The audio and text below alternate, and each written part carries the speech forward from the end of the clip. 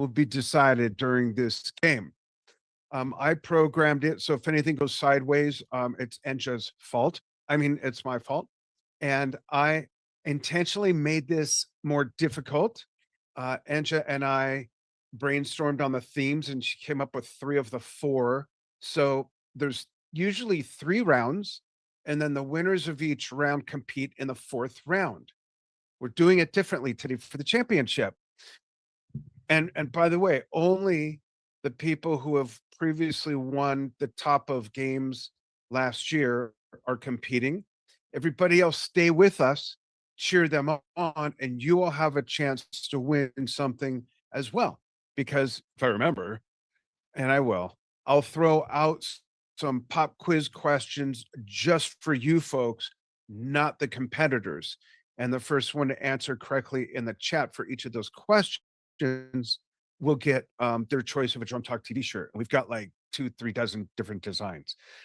So we'll make it fun for you folks as well. We want you to cheer them on. Same thing with you folks watching live.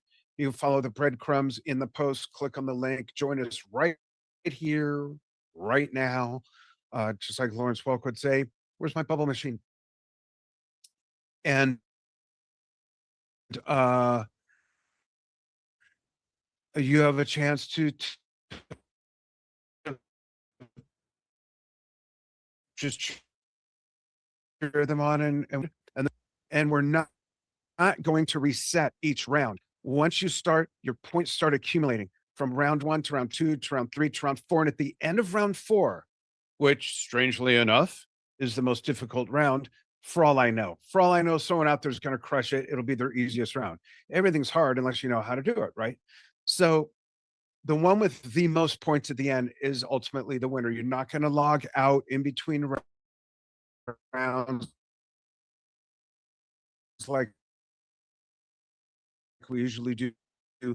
Stay in, those competing, stay in so that your points accumulate. And again, for those of fun, especially if this is your first or second or even third time, just to get the feel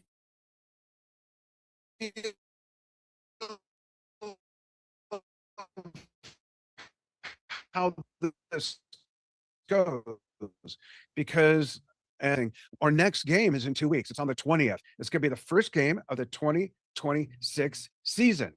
3, unless only 2 people. That's happened before because someone won 2 rounds. But the winners of that compete, and then the winner of that game automatically gets into the championship, just like we're doing here for 2026.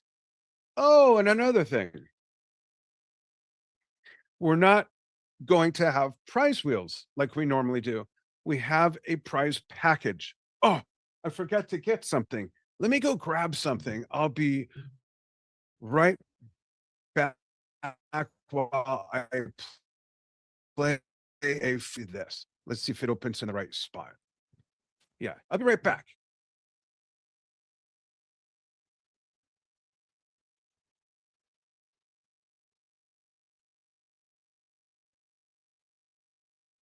Traffic getting to you? Get away from the craziness and come take a fun break with our music-themed game shows for a chance to win prizes. Join the Drum Talk TV Brilliance free membership for that and much more at buzz.drumtalktvbrilliance.com. Your choice of a Drum Talk TV shirt for the one winner. The championship package is there's one prize package for the one winner. A Drum Talk TV shirt. Your choice of either being interviewed by me on Drum Talk TV to talk about your favorite music, and we'll meet ahead of time and plan that. Paul's done that a couple times. You talk about your favorite album, your favorite artist, your favorite concert, different concerts, whatever. We'll figure it out. It's a lot of fun. Or if you're too shy, you don't quite want to do that, you could be a guest news desk reporter. Paul's done that as well. Paul's crushed it a few times. Or you can be featured in a promo for Drum Talk TV with me. And $100 USD, if anyone here is from another country, Amazon card, and I'm going to customize this drum head that was one of my there we go, drum heads on my big obnoxious progressive rock kit that I've had since in its configuration basically 1979. And I'm turning this into a trophy as well for the winner. It'll be Let's get that in focus. What? Wow, this is hard. Why? My head's in focus. Well, you get it. It's a 14-inch Remo head. It still makes it sound like a drum. Sounds like a giant marching bass drum or something, or a symphonic bass drum. This is going to be a one-of-a-kind trophy drum head made out with your name on it and everything. I'm going to make it really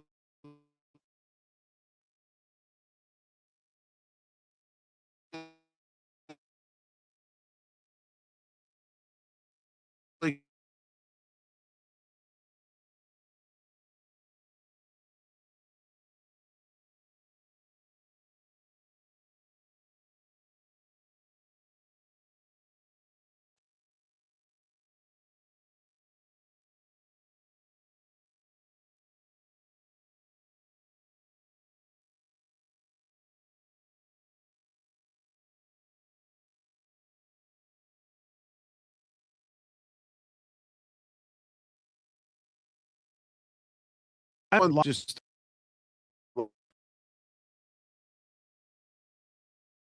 let's see whatever. It's covering up the code.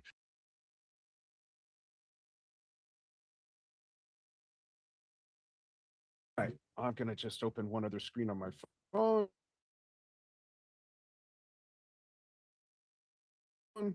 Everyone ready to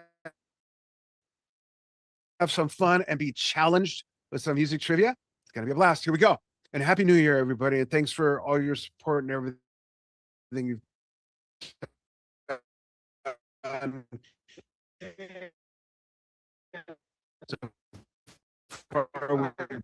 Appreciate you being part of the fun. Dan, So, hey, it's Eric. yeah, I can't see the code. so Yeah, I need it it Oh, too. also. it's rigged. Make I sure see you how get we're doing it everybody. tonight. Yeah, the reason it's covered up is so that no one jumps in who's not supposed to be playing. It's only the people who won last year. And could Makes sense? please the reminder on where do we go to log in? CCG. Yeah, check out the messaging on Zoom. Okay, hang on a second. Okay. It's ccg.buzz and then Steve has the code. Do not Oh, there we go. throw it I out see it now. loud, Thank please. you. Yeah, okay. Muting And- myself again. Sorry about And that's okay. Don, you've got it. Okay. And Michael, you've got it. Okay. Does anyone not have it that should have it? I think we're good to go. If not, you could text to Stephen Help, which is in the Zoom. And if Stephen says we're good to go, we'll go. No rush. Just hurry up. Just kidding. No rush. We want to get it right. It's gonna be fun. I can't wait to see how this goes. And I learned a lot. See, that's one of the fun things about this game, folks. Those of you here, those of you watching online, those of you watching the archive, is you learn stuff. I learned so much by putting this one together. The first round is called The Strings Have It. And that was Enja's idea. I came up with all the questions, and it's all about stringed instruments or band with strings of some sort. It'll make sense as we go.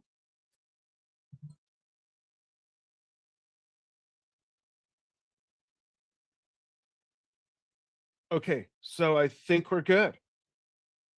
All right, here we go with question one. I'm going to turn up the sound effects and the music. Otherwise, what are we doing here, right?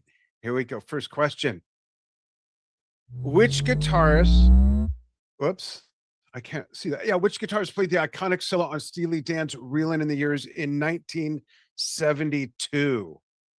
There we go. We'll do it like that. Is it Elliot Randall, Robin Ford, Larry Carlton, or Jeff Skunk Baxter?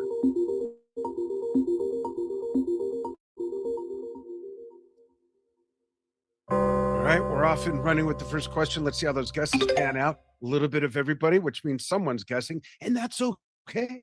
We've seen people win by guessing. That's okay. And I know this is weird over here. I can't make it smaller than that. That's the answer. Elliot Randall. Oops, we're not supposed to have those on, so let's fix that. There we go. Now we'll see. Oh, sorry. Now we'll see trivial names. There we go. Now we'll see who's who. All right, Renee's on top to start it off. Mark Zutkov, followed by Elliot, Jeff, Mike, Chris, Chin, Paul, Michael, Eric, Don the Great, with question 2.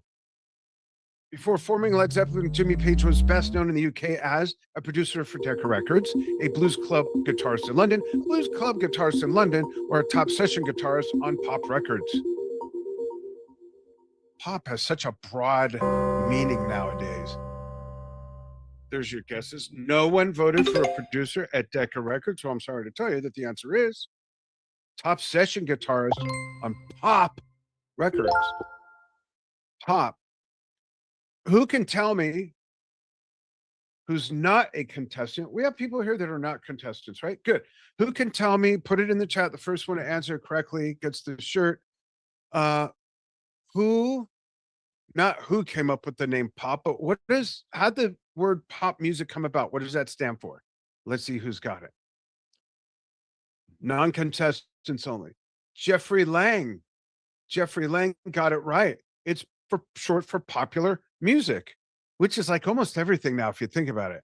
Like some of the weirdest, crazy. Frank Zappa's music was pop music at one time. Cool. So Aja, is Aja still with us? What? Okay, and just gonna get your info, and you'll learn how to pick out a shirt and all that stuff. And for prizes and everything, allow 30 days. Blah blah blah. There's my disclaimer: batteries not included. Strap yourself in. Void were heard pivoted. Not available in the state of shock. Okay, next question. Here we go. Question 3. Which funk bassist pioneered the slap style, influencing Flea and Les Claypool? Is it Larry Graham, my wife's cousin, Verdine White, not her cousin, Bootsy Collins, who we saw on the escalator at the NAMM show, or Louis Johnson?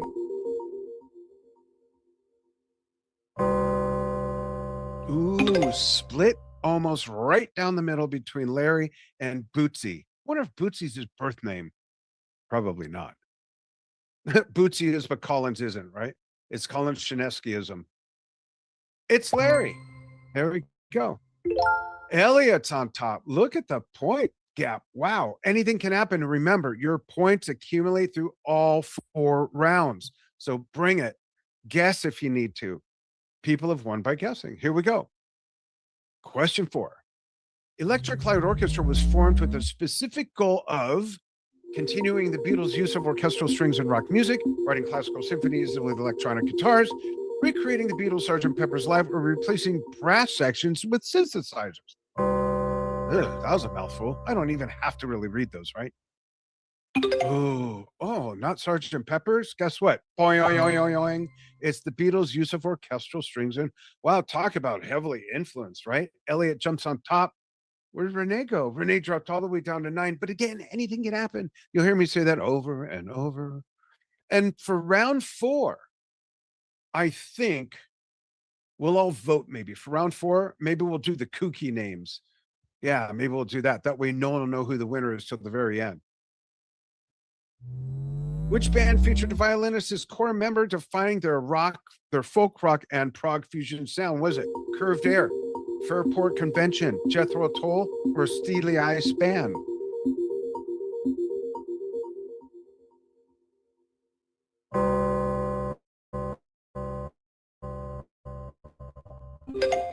Okay, and Steely Eye Span is a real band's name. It's not a parody of Steely Dan. Curved Air. There you go. Elliot on top, followed by Jeff, Paul, Mike, Mark, Chin. All right. There are 6 questions per round. I didn't mention that, and 9 for the last round. Last question of round 1. Let's see how this goes. Combining rock and orchestra on a wider shade of pale era recordings, live performances, they were recreating what? Running close, you know what? This is wrong. Don't vote. I know there's always one that I jack up. Okay, just for fun. All right, so it didn't equate to anything. Good. All right, now we're going to switch over, and I'd like you to all chime in of how you're doing while I pull up the next round. Chime in with how you're doing. 1 to 5. 1, oh my gosh, I'm tanking worse than I thought I would, or I thought I'd do better. Or 5, I'm doing really good, maybe even better than you thought. Feel free to add some commentary. And for those in the audience, hang out. More fun's coming. So let's open the next file. Don't log out. Don't log out. All right. So championship round 2. All right. So it has a whole different theme, which is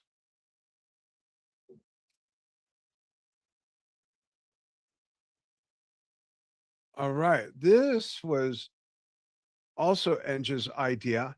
And this is modeled after the show I do on Drum Talk TV with co-host Jeff Berlin, wonderful guy, wonderful bass virtuoso, and it's called Rhythm and Lows. So it's all about drummer and bass player teams. So let's go to the game. We're going to play the first question. We did this one already. And here we go. If I did this right, question 1 will show up. Ah, good. Which drums and bass duo had the nicknames of Pratt and Dirk? Was it Casey Crillo and Eddie Jackson of Queensryche, Neil Peart and Geddy Lee of Rush, Chris Franz and Jerry Harrison of Talking Heads, or Stephen Perkins and Chris Chaney of Jane's Addiction?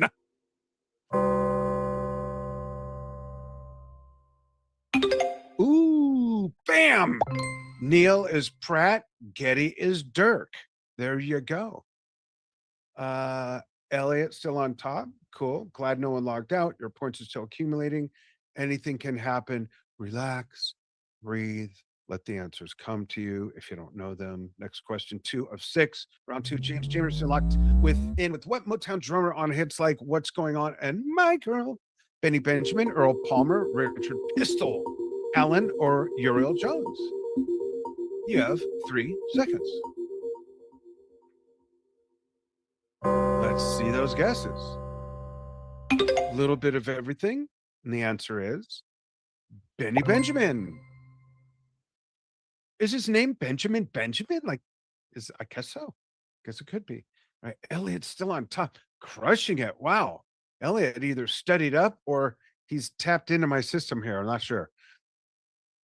Question 3. Which drummer and bassist duo formed the rhythmic backbone of King Crimson's Red in 1974? Bill Bruford and Tony Levin, Jamie Muir and John Wetton, Marco Giles and Greg Lake, or Bill Bruford and John Wetton? All amazing musicians. I've seen one of those lineups live, and that was Bill Bruford and Tony Levin on the King Crimson 3 of a Perfect Pair tour at the Greek Theater in LA. It was amazing. Oh, no, Michael Giles and Greg Lake. Bill Bruford and John Wetton, who also were in UK together. The Greg Lake was the first bass player and singer for King Crimson. And that's actually kind of how he became known to be a bass player. Robert Fripp enlisted him when Greg was a guitar player and then said, would you mind playing bass? And he figured, how hard could that be? And he actually was a little challenged by it, but became a phenomenal bass player and an amazing voice in prog rock. Elliot's still on top, but I see Jeff and Paul creeping up a bit. And we got a few other people still above the waterline. The rest of you, imagine me throwing you floaties right now, which is okay. Here we go. Question 4 of 6. Which rhythm section duo defined Parliament Funkadelic's late 1970s groove dominance? Bootsy and Clyde, Bootsy and Jerome, Verdine and Fred, or Larry and Greg? Like the Brady punch right there. For a little bit. Oh, I forgot to hit the button. Okay, I'm trying to remember which it is. I don't remember. Oh, it's Bootsy and Jerome, and Bootsy and Clyde got the first nod on that. Okay, for a shirt, non-competitors. This goes out to the audience only. Who was Clyde Stubblefield most famous for playing with? Quick, put it in the chat. Put it in the chat. First one in wins the shirt. Eric, my first correct answer. Cool. Oh no, I suck, but still having fun. Who wrote that? And don't Google this stuff, just guess. Chris is a 1. Eric says he sucks, but still having fun. Good. Okay. No one knows. If no one knows, that's okay. There'll be plenty of other questions like this. I'll give it 3 seconds, and then I'll give you the answer. 3, 2, 1. All right, Clyde was best known for being James Brown's drummer. Yeah, James Brown. All right, here we go. 2 correct answers now. Great. Don't worry, there'll be more pop quiz questions. 5 of 6 coming at you right about. Wait, what were we talking about? Oh, yeah, now. Which drummer bass duo defined Talking Heads Afro-funk influenced grooves in their late 70s, early 1980s peak? Chris and Tina, Bernard and Tina, Chris and Jerry, Bill and Tina. Can you imagine that? Bill Bruford and Talking Heads? Anything's possible. Ready? Y'all ready? Here's your votes.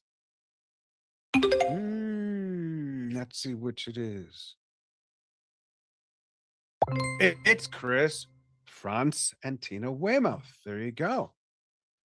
All right, Elliot, still crushing it, but Paul is right behind you. In the scoop of things, that's right behind you. All right. Wow, there's like a 700-point swing here. I don't think I've seen that, but we've never played it this way, where the whole thing accumulates. Last question of round 2. Which drums and bass duo crushed it in LA with the band Assaults? Was it Dan Schinder and Jeff, we never knew his name? Was it Dan Schinder and Fred Bound? Was it Dan Schinder, Paul Lamb, or Dan Schinder and Rick Zaccaro? You all know this one, right? Please tell me you know this one. If you paid attention and watched the Drum Talk TV Tainer anniversary show documentary, you would know this answer. Or if you're married to me, but she can't compete. But Steve probably knows. And the guesses are, everyone's like, what the heck is he talking about? Okay, so before I show the answer, I was in a band called Rendezvous with Steve Weinstein, Becky LeBeau, Steve Weinberg, Becky LeBeau, yes, that Becky LeBeau, and a bass player for a while named Jeff, and we never knew his last name. It was really kind of weird. I was in a band with Fred Bound called, I can't remember the name. It was a really good band, though. Really good. He was a great bass player. I was in a band called Opus One that got airplay in Los Angeles and played all up and down the Sunset Strip. We played at the Troubadour where my parents used to date. We played not just open, we played with bands at the Troubadour with bands like Motley Crue, Great White, different bands like that were around at the time. But we were a prog rock band. Like, what the fuck were we doing? Seriously. Hair metal with Spanx and Hairspray and little skinny ties and weird haircuts is what was happening then. We're playing like a combination of Gentle Giant, Frank Zappa, and Yes or something. I don't know. And the correct answer is Rick Zaccaro was the bass player in Assault and went on to replace Jeff, we never knew his name, in the band Rendezvous with me. All right, some dart throwing there. Chime in the chat if you got that right with a guess or if you knew it. Say knew it, guessed, or X if you got it wrong. Got my eye on the chat. Eye on the chat. No one wants to play along. Okay. Okay, we'll move on to the next round. Actually, let's start that out by showing you this one. Oh, I opened up the wrong one. But just for fun, here's one. I'll switch this out real quickly, like.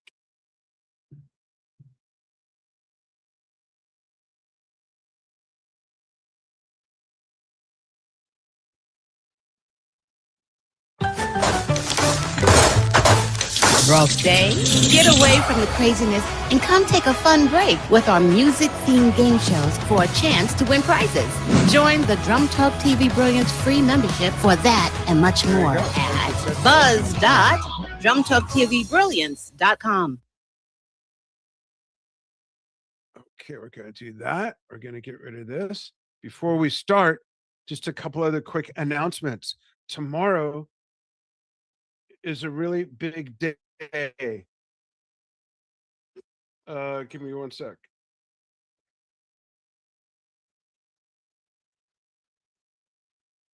Okay, yeah, no worries.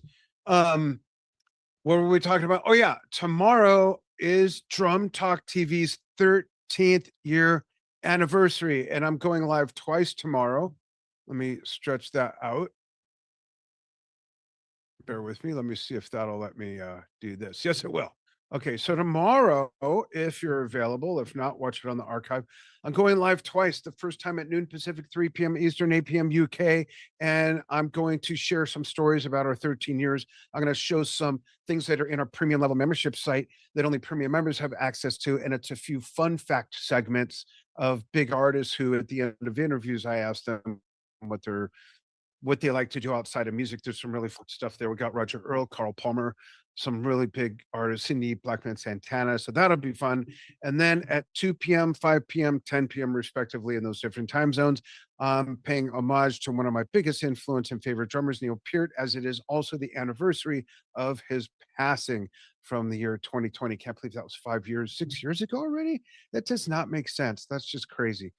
So we're doing that. And let's see if it shows us here. Yes, we're also celebrating those of you who are not yet premium members. We're doing a Dan's lost his mind and just going to hit him over the head with a marble rolling pin, which she does have deal. That's all hyphenated. Imagine that. You can get 1 year premium for one price, 13 years, only $13.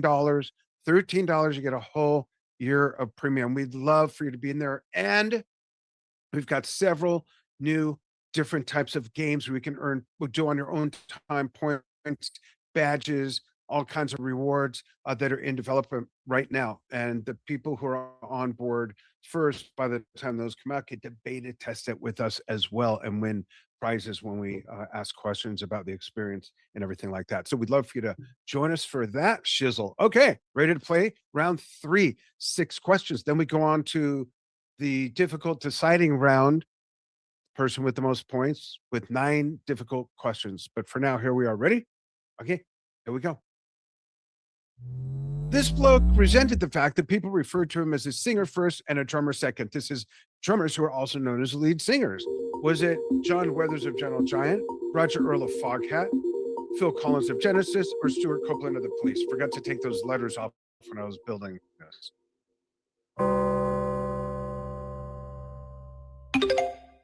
Ooh, it's actually Phil Collins. There you go. He actually, he is a drummer first, but there's so many people, once he came out, especially with his solo career, people only knew him as a singer. People who didn't even hear of Genesis learned of Phil Collins and his more commercial pop hits, or some of the more commercial stuff in the latter Genesis years at the time. And he resented the fact that people call, I'm not a singer, Foos, I'm a drummer.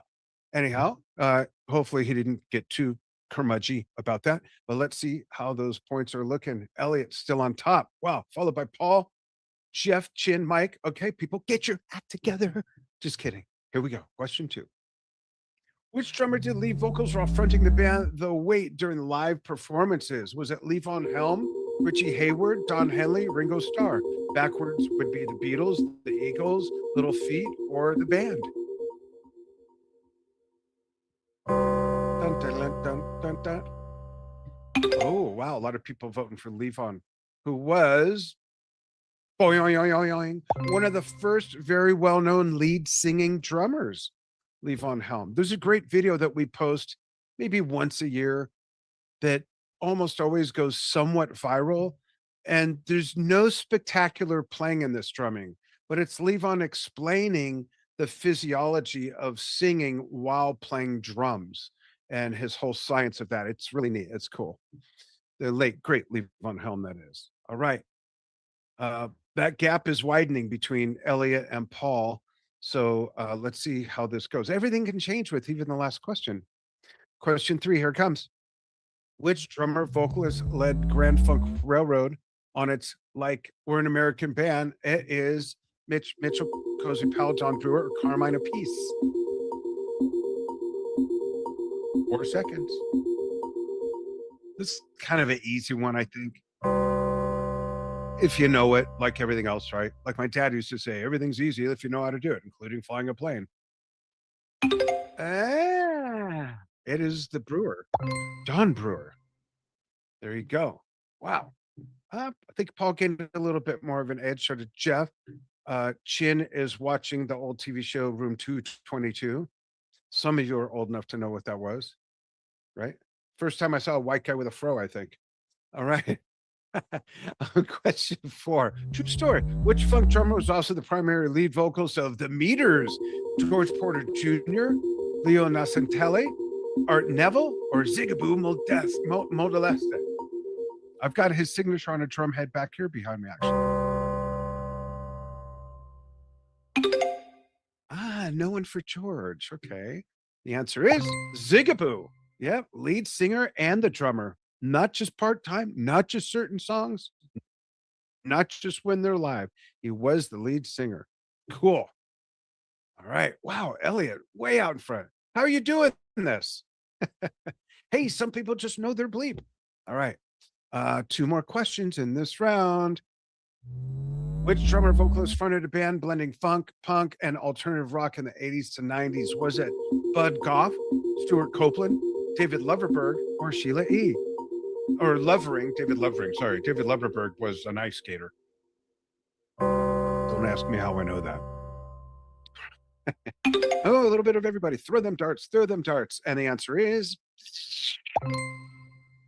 Ooh, okay. All right. Everyone's doing pretty good. As long as you're having fun. I hope you're having fun. Let's go to the chat. How you doing? We got 11 new things since I seem too obvious with Phil. Yeah, got my first one right. Cool, Michael. Lucky 13 indeed, Mark. Congrats on 13 years. Thank you. Thank you. One of my daughters was born on the 13th. She's an angel most of the time. I just came back from spending almost 2 weeks with her and her 3 kids. Thought I was going to jump out her 3rd floor window. Anyway, okay. Oh, we've got someone that's saying fun times is always great. Thank you, Renee. Here we go. Looks like your hair grew out a bit, Renee, too. I gotta let mine grow out. I'm thinking of doing that. Big beard, get a little more burly, and let my horseshoe grow out like Ben Franklin. Maybe put my signature on some fancy piece of paper. I don't know. We'll see how that goes. Andrew, you can come visit me. Question 6, the last question of round 3. This drummer took lead vocal duties on legendary band's previous hits. You can read it. Is it Dean Castronovo of Journey, Gary Berghoff of the band MASH, Cindy Blackman Santana of Santana, or Don Henley of the Eagles? This drummer took lead vocal duties on a legendary band's previous hits by a former lead vocalist. Not a limerick, but a pretzel racing track. Here's your guesses. Oh, it's almost split in half between Dean and Don. Is it the D that threw you off, maybe? Or is it just kidding? It is Dean Castronovo. Amazing voice. In some songs, he sounds more like Steve Perry than Arnell does. It's incredible. Great. Wow, he's playing as well. L is out there. Okay, great job. We're going to clear that question. We're going to go back to the logo. Everyone chime in. How you doing? How you doing? We're going to put out a quick pop quiz question for the audience, for the people who are not competing in the game. Ready? Here it comes. Here it comes. Try not to Google it. If you just don't know the answer and you need to Google it, I guess first one to Google it. I don't know. Who was the singer that replaced Steve Perry first before Dean started singing and before they had Arnell? Who was it? Who was it? Quick. First in the chat. First in the chat. I'll go ahead and switch this out. Bring up the championship brown. And we're going to bring up the next one. I think I hear Enja giggling from her office. Not sure why. Are you sitting on a feather again in there? What's going on? Okay, I'll check out the chat. Chat says, I had to relog in, no longer accumulating or losing points as I struggle to reach 0. Really? What happened? Mark says, they call me Mr. Pitiful. Oh my God. Renee says, you sound like my hubby phone times. Oh, that's hilarious. He's also, he was also lead on Tall Stories. Michael Castillo. Do you have the answer though? Let me see. I don't see the person's name though. Do you know who that is? Oh, about the beard business and everything. That's hilarious. He keeps things like that. Okay, that's funny. I'll keep watching the chat. I'm gonna finish pulling up the game for you all real quickly. Gonna just do this. Do that. Press cancel. Do this and that. First update, cancel, play. Okay, we should be good, I believe. All right. So, I don't think anyone got that. Okay. Oh, you're right. Michael Castillo got it. But Michael, are you competing? You are, but that's okay. You win anyways. So, Angela, write that down. Michael Castillo gets a shirt. Since you're sitting in the rafters above the colonnade section, we'll give you that. And I say that with love, brother. Okay, so next is let's take a vote. Should we leave your real names up? And you might think it's obvious just because someone's way out in front, but should we leave your real names up in front, or should we do the they call them the alias names? I'll remind you what that looks like. It looks like where's the button? They call that the trivial names. So should we do that? Or keep the real names? Go ahead and vote in the chat. Leave as is, real. Oh, Renee says alias, that's one for, okay, 2 and 2 so far. 2 and 2. What's it gonna be? It's a tie so far. Leave the names or do the alias names. One more vote will decide it. What's it gonna be? Real. Okay, Chris, we'll leave the real names. Okay, thank you. There you go. All good, all good. All right, here we go. Just for fun though, let's look at whose names are who. You can look at your own names. Elliot's Mini Shamrock. We got Salty Eclipse, Bold Blackjack, Royal Slick, Hyper Nerf. That's my DJ name. Still, it was my family friendly's DJ name. I can't say the other here. Silly Zoom, Brave Geronimo, Turbo, Calypso, The Fox, Tiny Squire, Action Viper, Midnight Tango. There you go. Okay, Midnight Tango sounds like a Air Force fighter pilot name. All right, here we go. Question 1 of round for the deciding round. There's 9 questions here. And here we go. Eric Clapton earned the nickname Slow Hand primarily because his blues phrasing emphasized space and sustain. Audiences would clap slowly while it replaced broken strings. He preferred slower tempos, or his early recordings were slowed down in the studio. All right, let's see. Okay, a little bit of everything. Believe it or not, the reason is this. In his early days with the Yardbirds, he would always break strings and they would. So who gave him that name? The hint is, put it in the chat. First one in wins. The first correct name. Who gave him that name? He was with the Yardbirds at the time. Anybody? Bueller?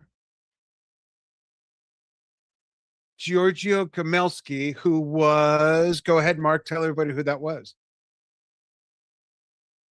The manager, that's right, manager of the Yardbirds, observed this on many gigs and then dubbed that name Slow Hand, and he's had that name for years, even named a solo album after that name. So good going.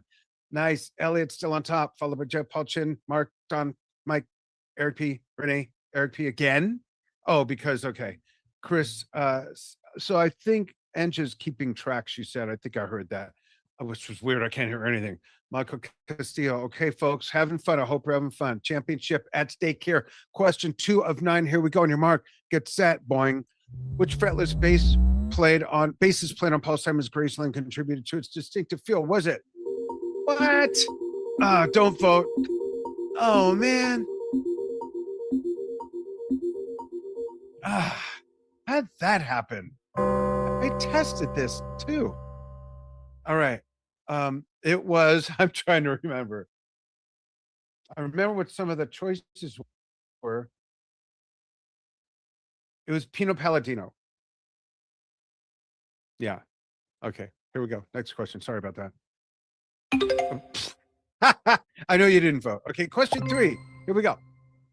Which band featured electronic violin in their blues rock sound during the late 1960s, early 1970s? Was it Canned Heat, 10 Years After, It's a Beautiful Day, or Spirit?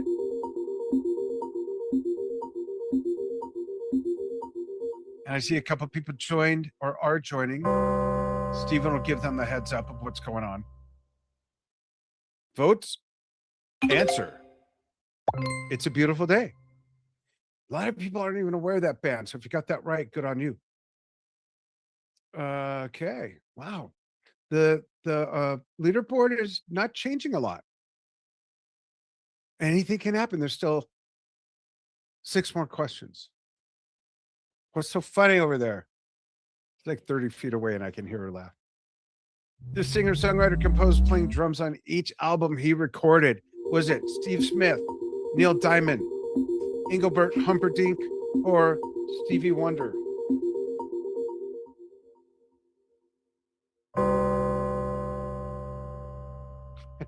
One sec. One sec. Sorry. One sec. Gotta mute my mic once.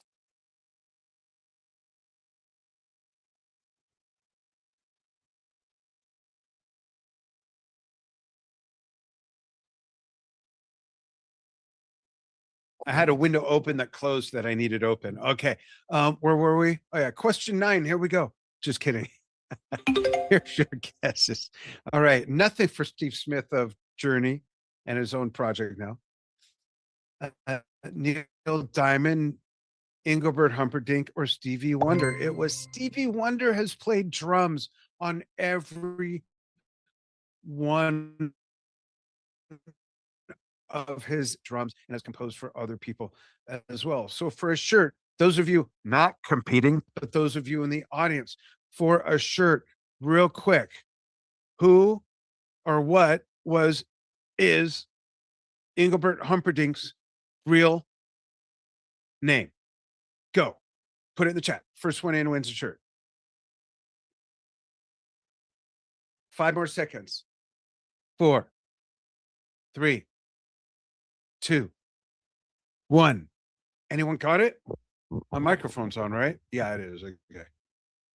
Elton John.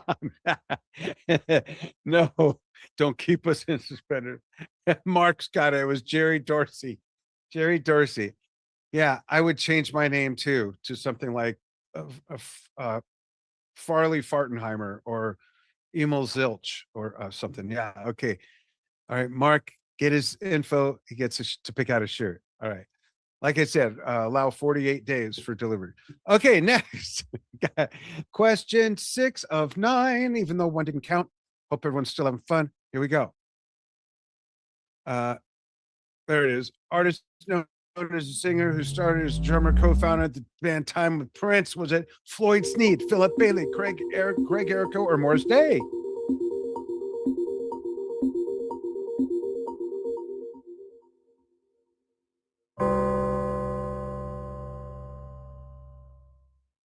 Ooh, 9% for my late great buddy Floyd Sneed, who was a very early influence on me when I was a little kid. I'll get to that. And 91% for the gentleman that our oldest and his oldest. Should I tell them how old he is? Or yeah? Okay. Our 50-year-old plays Morris Day in the Las Vegas Prince tribute, Purple Rain, and he formed the Time with Prince. It's a great show. Go see it. If anyone wants to see it, we'll hook you up with tickets. It's at Planet Hollywood. Great show. Used to be at the Flamingo, but they destroyed that place and turning it into a baseball field. There you go. Morris Day on the mound, getting ready for his first pitch. Oh, no, that's something else. All right, Elliot, still crushing it. Jeff, Paul, doing really well. Mark, creeping up. Chin, right there. There you go. Everyone having fun, I hope, though. Question 6. And then I'm going to take a poll. Which drummer, bassist, duo, anchor tools shifted polyrhythmic ghouls beginning with Lateralis or Lateralis? Was it Danny and Paul, Danny and Adam, Danny and Justin, or Justin and Maynard? Survey says a little bit of guessing. And it's Danny Carey and Justin Chancellor. Danny Carey, I think, is on record as the tallest known professional drummer. Pretty sure. It's like 6'5", I think. 6'5", 6'6". There you go. And fellow Rush fan Randy Johnson, who was a longtime pitcher of the Arizona Cardinals, who owns a restaurant with Alice Cooper, also a drummer. There you go. And bought a Neil Peart kit, actually. A little bit of anecdotal stuff for you. All right, little poll, put it in the chat. You know the routine. Let's go 1 to 3. 1, I am tanking beyond belief. And then give us a comment about how you feel about the experience, though. Number 3, I'm doing about how I thought, or I'm doing better than I thought, but I'm doing well. And number 5, I'm crushing it more than I thought, or I'm crushing it how I thought and how you feel. Go ahead and throw those in the chat real quick. I'll give a quick look just for some fun. Eric, not my night. I am the king of the bottom. No one could beat me. Not covering the points. Chris says, one, but I'm learning a lot. Cool. Good. All right. Randy Johnson was drafted by the Montreal Expos. That's true. Taller than Mick Fleetwood? Great question. Yes, I believe so. I believe he is. Danny Carey walked right by me. I was kind of surprised how tall he was. And he had like 4 bodyguards, which I thought was kind of lame. They were like up to here on him, and they were all a foot taller than me. Not that I'm tall, but anyhow. And then we've got Chasing Elliott, quite a hill to climb, says Jeffrey. I give you a run for a while, Michael. Cool. All right. We have 3 more questions left that actually make a sentence, 7, 8, 9. And I could go on, but I'm going to keep it a family thing. All right. This lead singer started as a drummer. It was replaced on vocals by a drummer when he left. Was it Dennis DeYoung of Styx, Peter Gabriel of Genesis, Steve Perry of Journey, or John Anderson of Yes?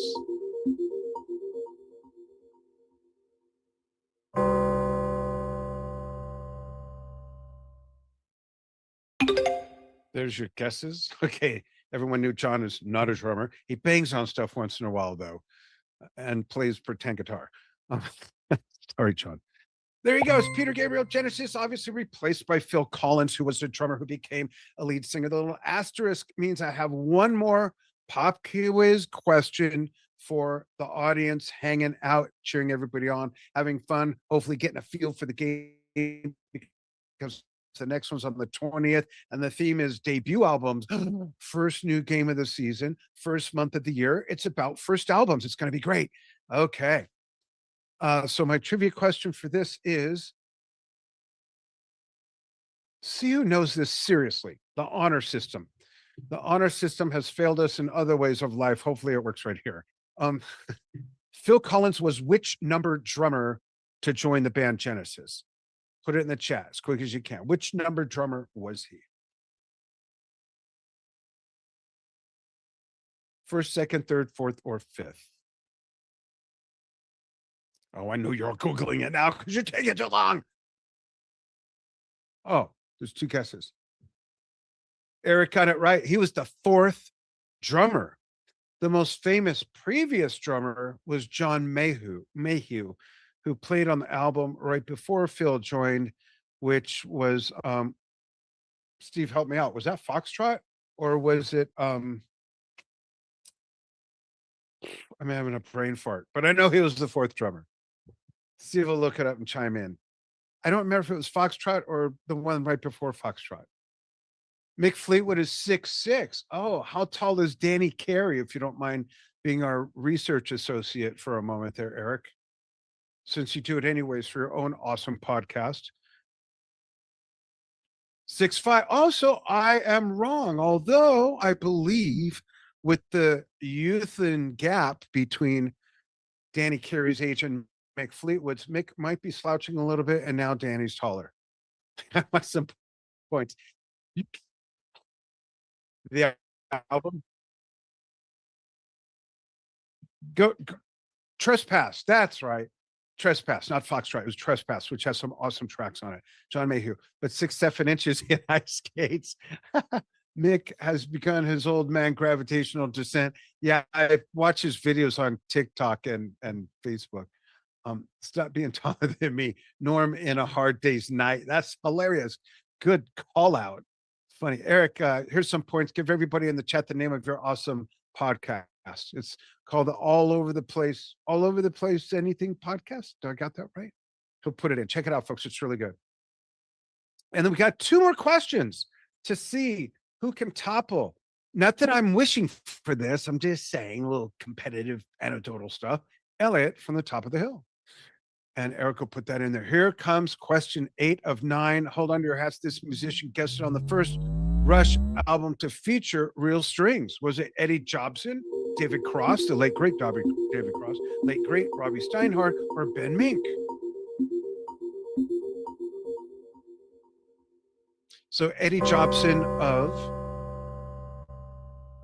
Frank Zappa and UK fame, and Jethro Tull, played on one album on Jethro Tull.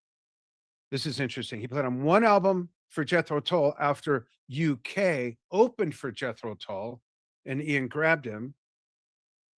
David Cross of King Crimson, Robert Steinhardt of course, Kansas. And the correct answer, interestingly enough, Ben Mink guested on the Rush album Signals in 1984 after opening for Rush in what band? There's your trivia question. Anybody not competing, put in the answer in the chat. Put the answer in the chat. What band did Ben Mink play in that opened for Rush before they grabbed him to be a guest violinist and the guest they ever had, other than Hugh Syme, their artist of their albums, like keyboards on some early albums. But what band was Ben Mink in? Wink, Mink, and the Stinks. You're right. Just kidding. That's great, though.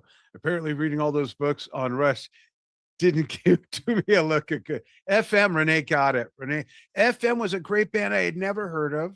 It was Ben on electric violin. The bassist, like Geddes, played keyboards, bass, and sung, and an awesome drummer. They were phenomenal. They were great. Canadian band. And then Ben played on the song. It's a real touching song called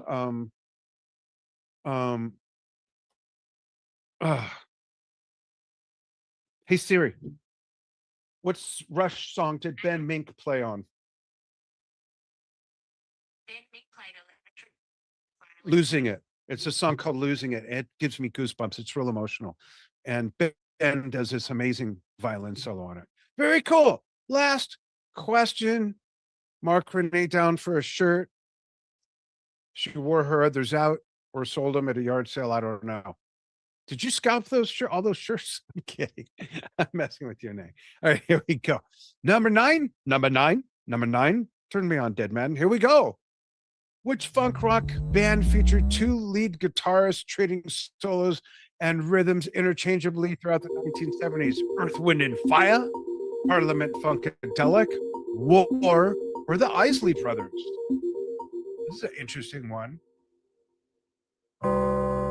Has this round been harder than the other 3 and generally harder than many other rounds we've done over the last year? Would y'all agree it's a little more difficult? Maybe. Everyone but Elliot, since he seems to know everything tonight. Okay. All right. Let me see something here. Go to my other window. Okay, cool. And welcome everybody else who joined late, who's supporting and cheering them on and watching and getting the feel of this. Join us. I'll show you something about that in a moment on the 20th. Or no, I won't. Don't have it to show, but I'll tell you about it. Okay, we got some guesses here. Nobody for War, 10% for the Isley Brothers, 50% for Parliament Funkadelic, which is such a great name. I saw them on the Michael Douglas show when I was a kid. And 40% for Earth, Wind, and Fire. The correct answer is, are you ready? Okay, tune in with me live tomorrow on Facebook at 4 o'clock. No, I'm kidding. And I'll reveal the winner. That would have been if it was April Fool's, I would have. It's the Isley Brothers who only got 10%, which means Elliot. Awesome. The grand champion of, now we can do this, of this, the 2025 Music Theme Game Show Championship. Elliot, please go ahead and turn on your mic and your camera if it's not on. I'm looking for you on my screen. And let's see, where's Elliot? I'm looking. I don't see. Oh, there he is, Elliot Goldberg. There you are. Awesome. Congratulations. You crushed this. Like, what's your secret? Even if you cheated, just tell us. I'm kidding. But seriously, like, I guess you're like an omni music fan, all knowing of so many different genres. But yeah, go ahead. Sorry. Oh, I can't hear you. I think your volume's way down.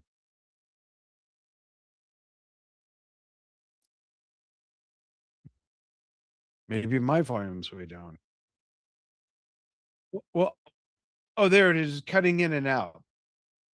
But now I hear you. One, and what you get is, and Steve will reach out to set up a meeting with me, or I will. Angela will get your info. And oh, you have no mic or no camera. I'm sorry. Okay, got it. Thanks, Steve. So let me get my list, make sure I got it right. So you get to pick out a Drum Talk TV shirt. You'll get a link for that. You get your choice to be on an interview with me about your favorite music or whatever. We'll figure it out. Or you could be a guest co-host on the News Desk Report, which is done every Friday live on Drum Talk TV. Or you can be featured with me in a Drum Talk TV promo. We'll meet. We'll talk about that. You'll get the what I'm going to customize Drum Talk TV trophy drum head that was on my very own kit, and $100 Amazon gift card. There you go. And I want to remind everybody, don't go away. We got some stuff to talk about real quickly. Tomorrow, the 7th, is our 10-year anniversary show, and I'm going to be doing it twice at noon Pacific, 3 p.m. Eastern. I'm going to be talking about Drum Talk TV, telling some fun stories, sharing some interesting videos that are only available in the premium level membership site. 13-year, what did I say? 12-year? 13-year anniversary. And then I'm going to be playing homage to one of my biggest influences, Neil Peart, playing some Rush songs. I'll even take requests. Going to do that live. That'll be a lot of fun, especially since I haven't played drums in 3 or 4 weeks. And when I did, it was at a gig on a 4-piece. I'll be playing my big kit, and that'll be a blast. And we've got this happening for all of you. Please write this down. Take note, make this happen. It's our anniversary, and we're celebrating 13 years by offering our premium level membership for a year for only one payment of $13. What? Hello? Is this thing on? I think I saw Enja get up to go get her rolling pin. Oh no, she's still there. Okay, good. I'm safe. So yeah, if you don't have a premium membership yet, go ahead and log in at www.drumtalk.tv.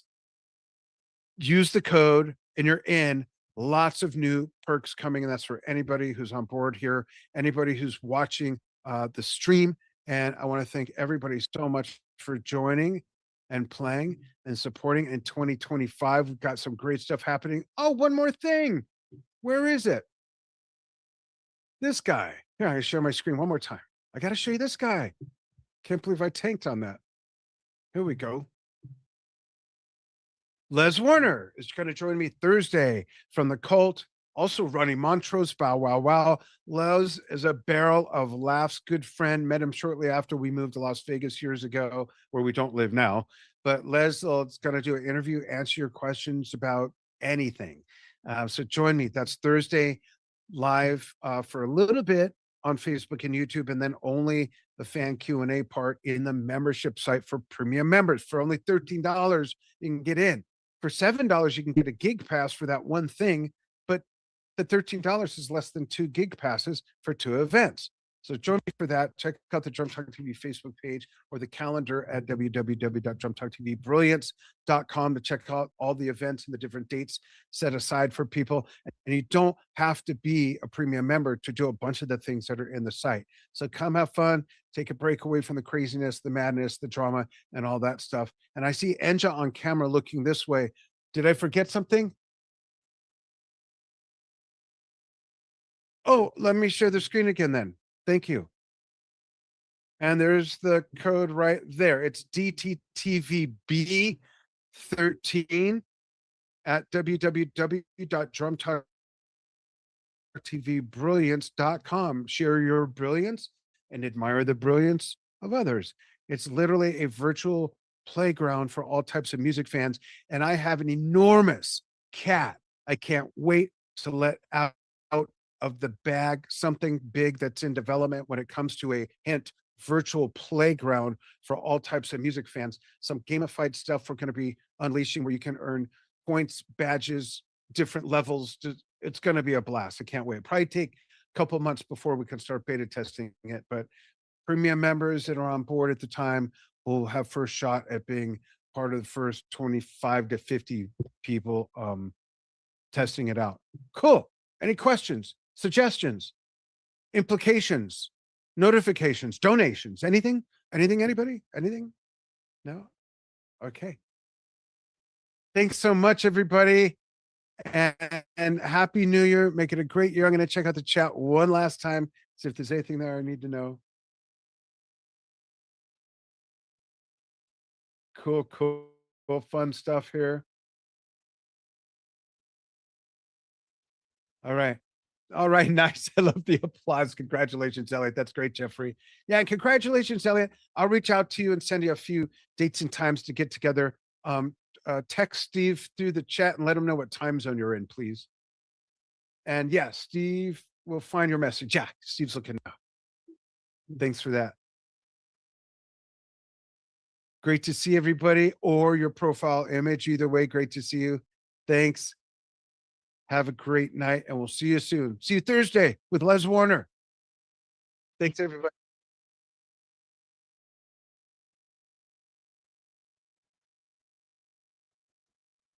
Say that again.